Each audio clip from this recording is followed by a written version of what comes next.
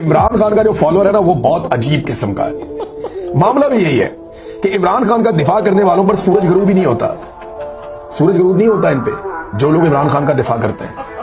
ये कहावत नहीं है, ये हकीकत है। चंद घंटे जहर उगलते हैं इमरान खान के मुखालिफिन, फिर गवादर से लेकर गिलगित बल्तिस्तान तक इमरान खान से प्यार करने वाले लोग उठते हैं और इमरान खान के दिफा का परचम थाम लेते हैं। फिर इस परचम का सफर शुरू हो जाता है सूरज के साथ साथ। मशरिक़ वुस्ता में पाकिस्तानी आ जाते हैं, उसके बाद वो ये परचम पकड़ लेते हैं और उसके बाद यूरोप के लोग इसमें शामिल हो जाते हैं जो पाकिस्तानी वहां पे हैं। पाकिस्तान में रात हो रही होती है, वहां पे शाम हो रही होती है, दिन हो रहा होता है और वो वहां से ये सारी चीजें थाम लेते हैं और वो इस पे हिस्सा बन जाते हैं। थोड़ी देर के बाद जब वहां पे अंधेरा छा जाता है तो अमेरिका में सुबह हो जाती है, कनाडा में सुबह हो जाती है।